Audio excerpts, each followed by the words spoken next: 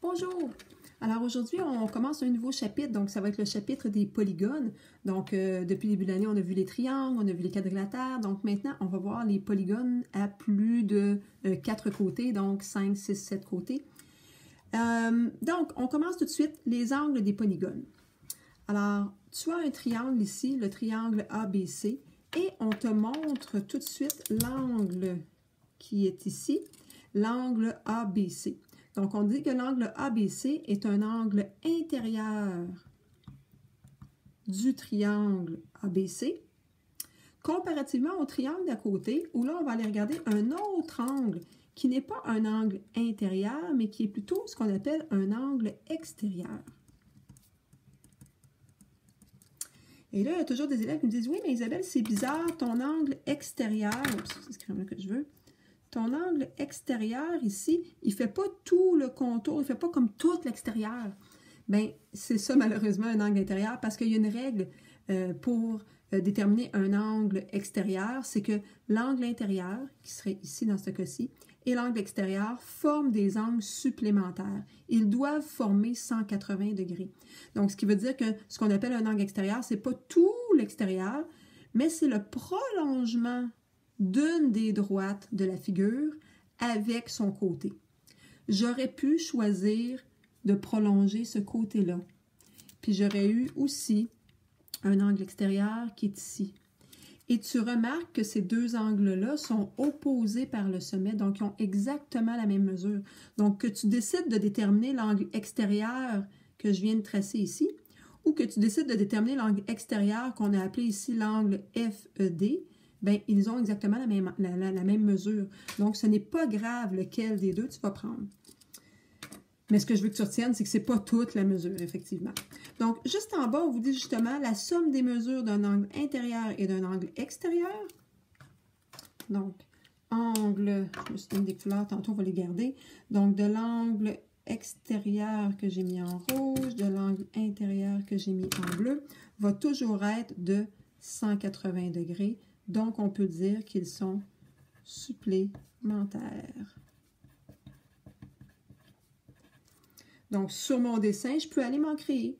Donc, quand je prolonge une droite du dessin, eh bien, je vais voir que l'angle intérieur est facile à déterminer et l'angle extérieur, c'est l'angle qui est créé avec le prolongement de cette droite-là. Et là, je peux avoir des angles extérieurs un peu partout. Donc, à chacun des sommets, je pourrais aller prolonger une des droites pour avoir 5 angles extérieurs parce que j'ai 1, 2, 3, 4, 5 sommets. Donc, à ce moment-là, je pourrais avoir 5 angles intérieurs et aussi 5 angles extérieurs, comme ceci.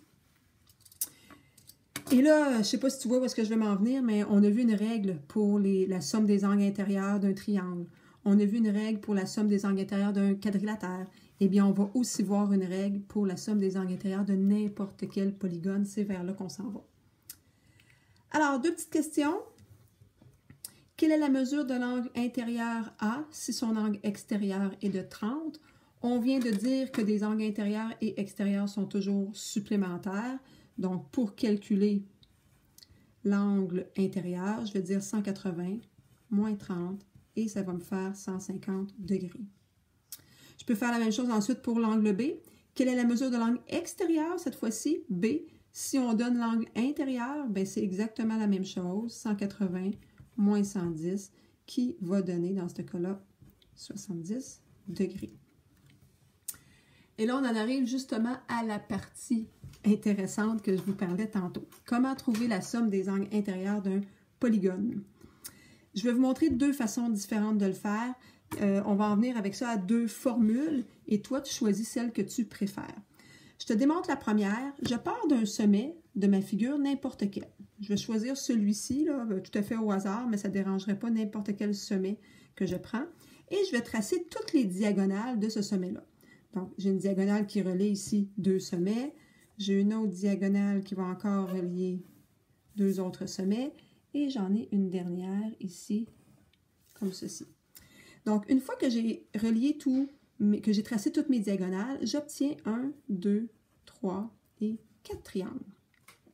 J'obtiens 4 triangles, donc si je voudrais faire la somme des mesures des angles intérieurs de cette figure-là, je pourrais dire 4 triangles fois 180.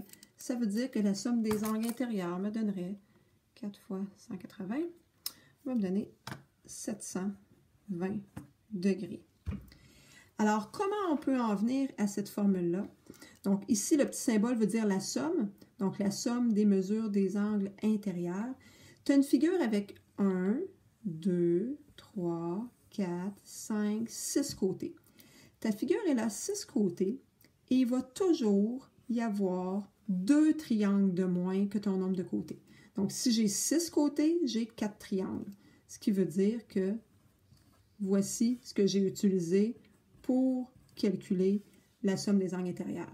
Et ça, on va le généraliser pour que ça fonctionne avec tous les polygones. Donc ici, j'avais 6 côtés, donc j'ai mis 6 moins 2. Mais si j'avais un polygone à 12 côtés ou encore 9 côtés, à ce moment-là, ce ne serait pas 6 que je mettrais.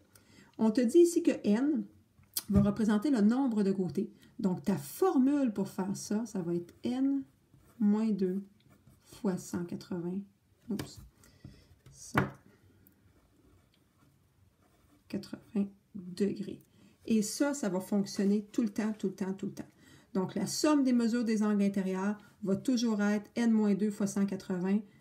Dans ce cas-ci, je remplace mon n par 6. Donc, n, c'est mon 6, ça représente n, mon nombre de côtés. Et j'obtiens 720. Je vais te l'enlever d'ici. Je pense que ça va être plus clair si je l'écris de cette façon-là. Donc, la formule qui me permet de le trouver ici. Et ensuite, je remplace mon nombre de côtés par ce que j'ai dans ma figure. Ça, c'est une des façons.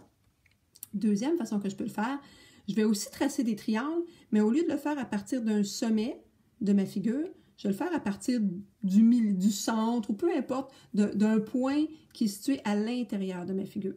Donc, je me trace un point, mettons ici, et je vais aller relier, encore là, chacun de mes sommets.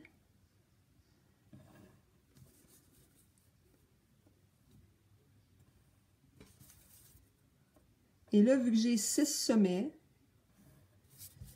je devrais avoir à ce moment-là 6 triangles. J'en ai 1, 2, 3, 4, 5, 6. Donc là, ça ne fonctionne pas. Tantôt, on a dit que j'avais 4 triangles fois 180 qui donnent 720. Mais ici, j'ai 6 triangles fois 180. 6 fois 180. J'obtiens donc 1080. Et c'est la même figure. Ça ne se peut pas que mes somme des angles intérieurs soit 1080. C'est parce que de cette façon-là, j'ai une étape supplémentaire à faire. Parce qu'en comptant les angles ici, ce que j'ai fait, bon, j'ai cet angle-là. En faisant mon 180, j'ai cet angle-là, cet angle-là, cet angle-là. Ça, c'est mon premier triangle. Deuxième triangle, j'ai ces angles-là. Troisième triangle ici. Quatrième ici. Cinquième. Et finalement, sixième. Mais ce que je me rends compte, là, moi, les angles qui sont ici ne m'intéressent pas. Ils ne font pas partie de mes angles intérieurs de ma figure. Tout à l'heure, si je refais le même processus, les angles que je suis allée chercher, ce sont vraiment les angles intérieurs qui m'intéressaient. Je n'avais rien au milieu.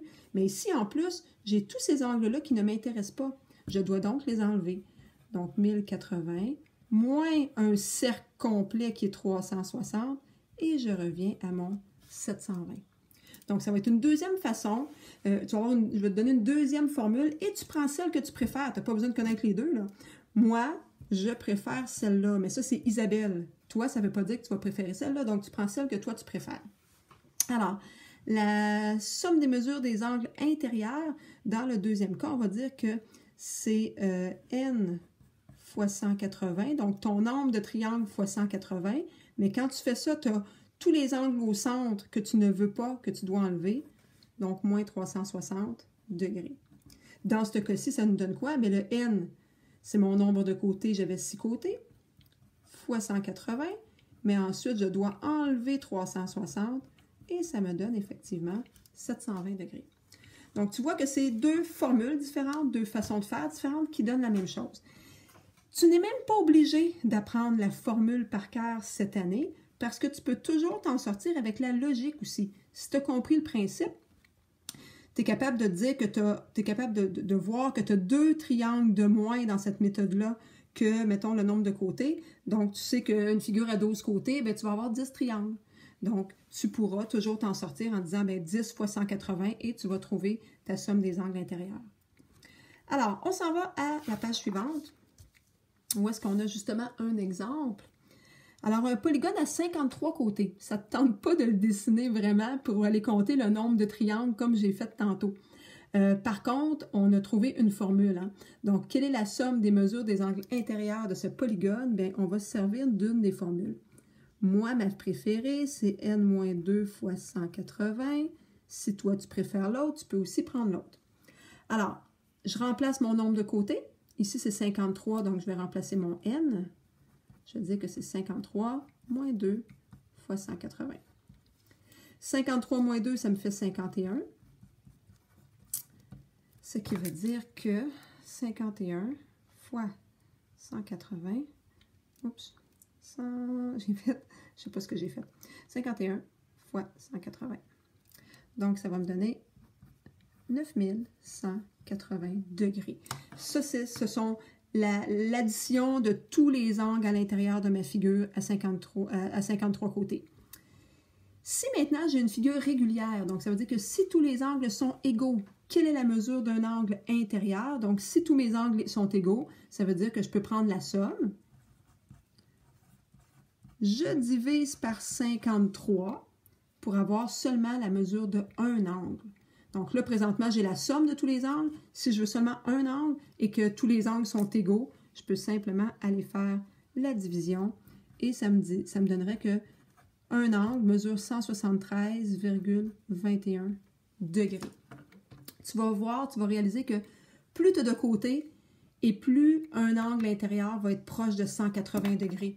Donc, tu t'imagines, là, donc tu as une figure à 53 côtés, là, tes angles vont être relativement grands, ça va presque ressembler à un cercle, ton affaire à 53 côtés. Quand tu as 3 côtés, bien là, ça va faire un triangle. Mais plus tu as beaucoup de côtés et plus ton angle va être grand, il va s'approcher de 180 degrés sans jamais l'atteindre, parce que sinon, ça ne fait pas un polygone régulier, ça te fait une ligne droite. Il nous reste maintenant le numéro 2 qu'on va se garder pour une autre vidéo. Bye!